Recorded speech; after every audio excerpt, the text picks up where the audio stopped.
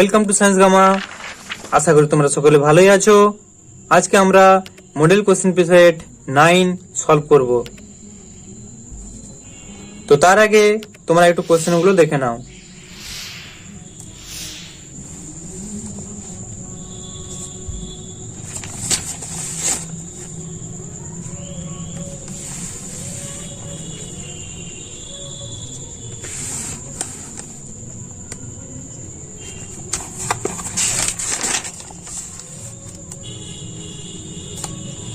যাদের WBH এ test paper নেই তাদের জন্য আসলে কোশ্চেনগুলো দেখিয়ে দিচ্ছি, তোমরা স্ক্রিনশট করে নিতে পারো।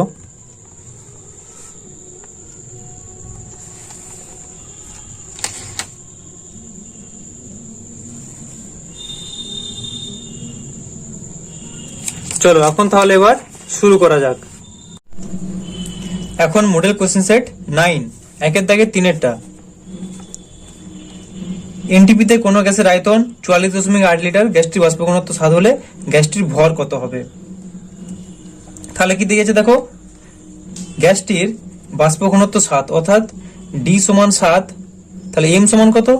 এম সমান 2D সমান 14, 7 2 14। এবার তাহলে কি হবে না, গ্যাসটির বাষ্প ঘনত্ব চেয়েছে, তাহলে 22.4 লিটারে হলে ভর কত হচ্ছে? 14 গ্রাম।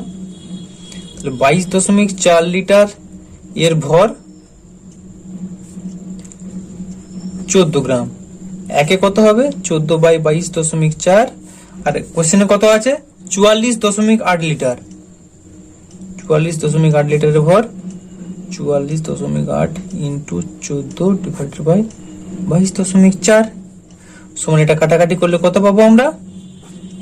2 14 দুগুণে 28 গ্রাম। অর্থাৎ অ্যান্সারটা হলো বি এরটা। এরপর একের দাগের 6-এরটা। কোন আপাতন কোণের জন্য লঘু মাধ্যম থেকে ঘন মাধ্যমে আলোর প্রতিসরণের ক্ষেত্রে চ্যুতির মান সর্বনিম্ন হয়? আচ্ছা, চ্যুতির মানটা সর্বনিম্ন বলেছে, তাহলে আপাতন কোণ কত হবে? 0 ডিগ্রি হতে হবে। 0 ডিগ্রি হলে কোনো চ্যুতি হবে না, 0 ডিগ্রি অ্যান্সার, অর্থাৎ অ্যান্সার বি এরটা। তারপর একের দাগের 8-এরটা। 3 ওহম ও 6 ওহম দুটি রোধকে সমান্তরাল সমবায়ে যুক্ত করলে তাদের তুল্যাঙ্ক রোধ কত হবে? সমান্তরাল সমবায় কি হয়? উপরে গুণ নিচে যোগ, 3 × 6 ডিভাইডেড বাই 3 + 6, মানে উপরে হচ্ছে 18/9 সমান 2 ওহম, অর্থাৎ অ্যান্সার হচ্ছে সি এরটা। এরপর একের দাগের 9-এরটা। 5টি 1/5 ওহম মানের রোধক ব্যবহার করে সর্বাধিক কত মানের রোধক নির্মাণ করা যেতে পারে? তাহলে কি বলছে না, 5টা 1/5 ওহম মানের রোধ ব্যবহার করা হচ্ছে। সর্বাধিক হলে কি হবে? আমরা শ্রেণীতে যদি যোগ করি, শ্রেণীতে যোগ করলে আমরা সর্বোচ্চ রোধ পাই, আর সমান্তরালে হলে কি হয়? সর্বনিম্ন পাবো। তাহলে সর্বোচ্চ রোধ পেতে গেলে আমরা শ্রেণীতে যোগ করবো, অর্থাৎ 5টা 1/5 করে যোগ করা মানে কি, আমরা লিখতে পারি যে 5 গুণিত 1/5 সমান 1 ওহম। তার মানে অ্যান্সারটা হচ্ছে ডি এরটা। এরপর 2-এর দাগের 5-একটা। চিত্রে একটি আলোক রশ্মি এ মাধ্যম থেকে বি মাধ্যমে যায়। ছবিটা একবার দেখে নাও, একটা আলোক রশ্মি এ মাধ্যম থেকে বি মাধ্যমে যাচ্ছে এভাবে। এ মাধ্যমের সাপেক্ষে বি মাধ্যমের প্রতিসারাঙ্ক কত? তাহলে এ মাধ্যমের সাপেক্ষে বি মাধ্যমের প্রতিসারাঙ্ক মিউ সমান sin i by sin r সমান sin 60 degree divided by sin 45 degree সমান sin 60 ডিগ্রি মান কত? √3/2 ডিভাইডেড বাই sin 45 ডিগ্রি মান হাফ সমান 2 2 কেটে গেল, সরি sin 45 ডিগ্রি মান হচ্ছে 1/√2। তাহলে এটা কত পাবো? উপরে √3/√2 মানে √3/√3/2, এটা অ্যান্সার। এরপর কি বলেছে,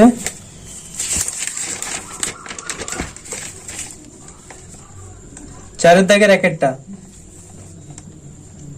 4 ATM চাপে, তাহলে P সমান চারের দাগের এক একটা 4 atm চাপে ও এত উষ্ণতা এত গ্রাম গ্যাসের আয়তন কত হবে? P সমান 4 atm, T সমান 300 K, 8 গ্রাম অর্থাৎ W সমান 8G। H2 গ্যাসের আয়তন কত হবে? V সমান জিজ্ঞাসা চেয়েছে, তার মানে M টা কত? H2 গ্যাস, H2 মানে হাইড্রোজেনের কত, 1 × 2 মানে 2, M সমান 2। R সমান দেওয়া আছে 0.082 litre, atmosphere, mole inverse, kelvin inverse. তাহলে আমরা সূত্রটা আবার বসাবো, যে আমরা জানি PV সমান W/M আর T implies V সমান W/T/PM সমান W এর মানটা হচ্ছে 8 ইন্টু R এর মানটা 0.082 ইন্টু T এর মানটা কত আছে 300 ডিভাইডেড বাই P এর মানটা 4 ইন্টু M এর মানটা হচ্ছে 2। 4 2 8, 8 কেটে গেল, সমান এটা যদি আমরা গুণ করি তাহলে কত পাবো না 24.6 লিটার। এটাই অ্যান্সার। এরপর 4 দাগের 2 একটা 40 গ্রাম সোডিয়াম হাইড্রোক্সাইড মানে NaOH কে সম্পূর্ণরূপে প্রশমিত করতে কত গ্রাম সালফিউরিক অ্যাসিড প্রয়োজন? তাহলে আমাদের আগে বিক্রিয়াটা লিখতে হবে। তাহলে লিখো যে বিক্রিয়ার সমীকরণটি হলো 2NaOH প্লাস H2SO4 থেকে কত পাবো Na2SO4 প্লাস 2H2O। তাহলে এটা বের করবো 2 অফ N এর মান কত 23 প্লাস অক্সিজেনের হচ্ছে 16 প্লাস 1 সমান, এটা করলে পাবো 40 2 80 গ্রাম। H2SO4 টা বের করতে হবে, H2 মানে হাইড্রোজেন 1 2 প্লাস সালফারের 32 প্লাস অক্সিজেনের 4 16 64 সমান 98 গ্রাম। এবার ওই নিয়ম করবো, যে লিখবো 80 গ্রাম NaOH কে প্রশমিত করতে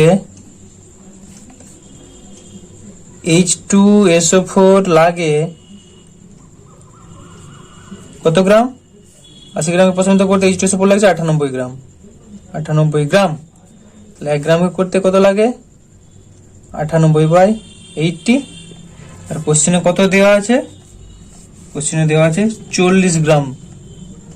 40 গ্রামকে লাগে 98 ইন্টু 40 ডিভাইডেড বাই 80, 40 2 সমান 49 গ্রাম। 49 গ্রাম হচ্ছে অ্যান্সার। এরপর 4 দাগের 2 এর অথবাটা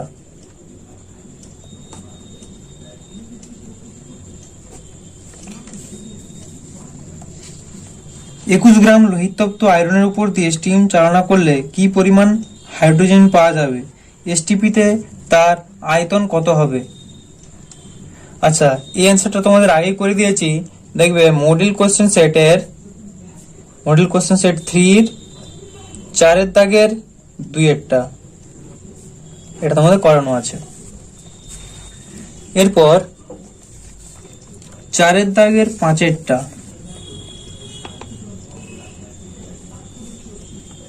একটি 3 সেন্টিমিটার দৈর্ঘ্যের বস্তুকে একটি উত্তল লেন্সের সামনে রেখে সমশীর্ষ প্রতিবিম্ব পাওয়া গেল। প্রতিবিম্বটির 3 গুণ বিবর্তন হলে এবং বস্তু ও প্রতিবিম্বের মধ্যে দূরত্ব 12 সেন্টিমিটার হলে বস্তু দূরত্ব ও প্রতিবিম্ব দূরত্ব নির্ণয় করো। তার মানে কি ছবিটা যদি তোমাদের দরকার নেই, ছবিটাও আঁকছি। ধরো এটা একটা উত্তল লেন্স,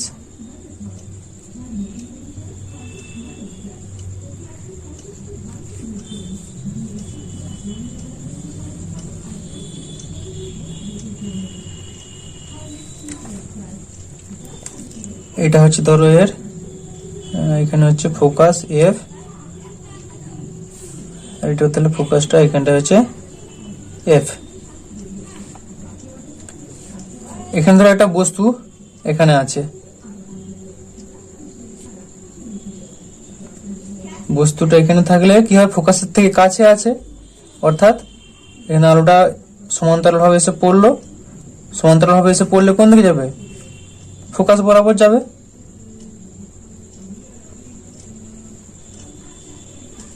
এটাকে যদি এই সাইডে বাড়াও,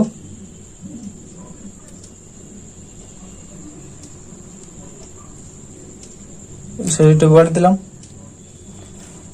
এরপর কি করব, আরেকটা আলো কোন দিকে যাবে, আরেকটা আলো কেন্দ্র বরাবর যাচ্ছে।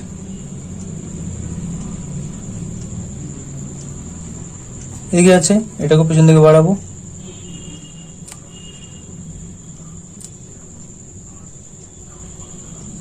এখানে এসে মিলিত হচ্ছে।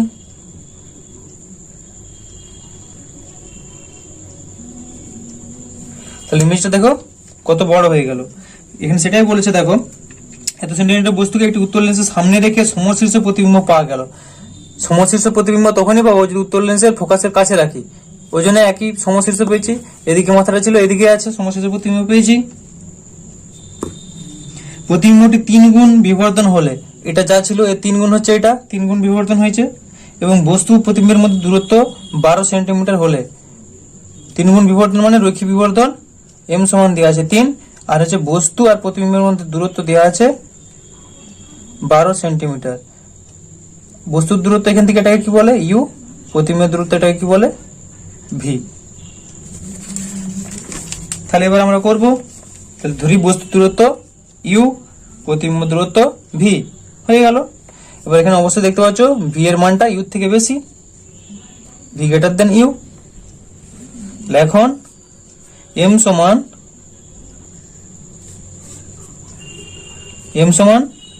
ভি বাই ইউ, প্রতিবিম্ব দূরত্ব বাই বস্তু দূরত্ব।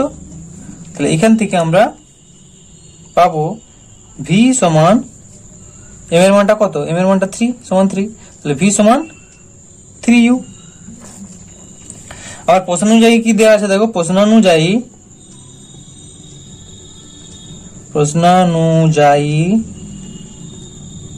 ভি মাইনাস ইউ সমান 12, ভি মাইনাস ইউ করলে 12 হচ্ছে এটা। তাহলে এখান থেকে আমরা কি করব, যে ভি এর মানটাই পুট করব, 3u মাইনাস ইউ সমান 12, ইমপ্লাইজ 2u সমান 12, ইমপ্লাইজ ইউ সমান 6। তাহলে ইউটা পেয়ে গেলাম 6। তাহলে লিখবো অতএব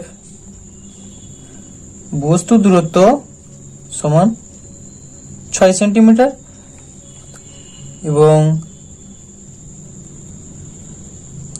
প্রতিবিম্ব দূরত্ব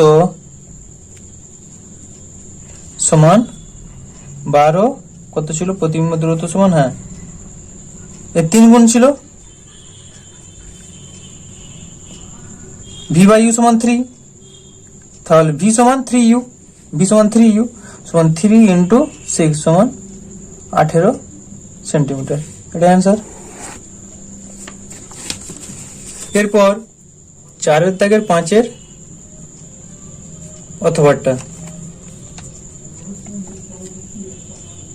একটি আলোক রশ্মি কাচের স্ল্যাবের উপর 45 ডিগ্রি কোণে আপতিত হয়ে কাচের মধ্য দিয়ে 30 ডিগ্রি কোণে প্রতিসরিত হয়। রশ্মিটির চ্যুতি ও কাচের প্রতিসরাঙ্ক কত? তার মানে কি হচ্ছে দেখো, এটা ধরো একটা কাচের স্ল্যাব,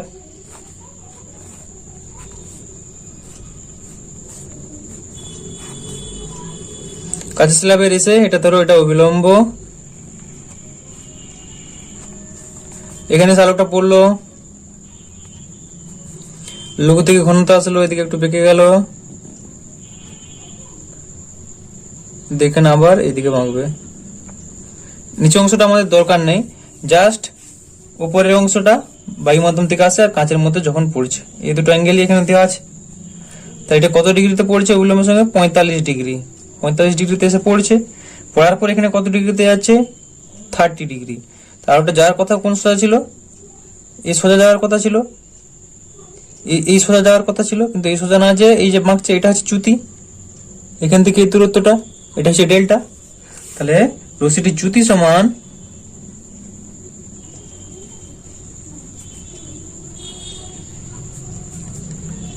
ডেল্টা সমান 45 ডিগ্রি মাইনাস 30 ডিগ্রি সমান 15 ডিগ্রি, এটা অ্যান্সার। এবার প্রতিসরাঙ্ক চেয়েছে, প্রতিসরাঙ্ক মিউ সমান sine I by sine R সমান sine 45 degree by sine 30 degree. Sine 45 degree মান কত? 1/√2 ডিভাইডেড বাই সাইন 30 ডিগ্রি মান কত? হাফ।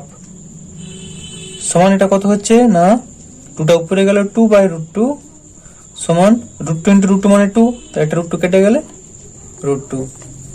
√2 এর মান কত? 1.41।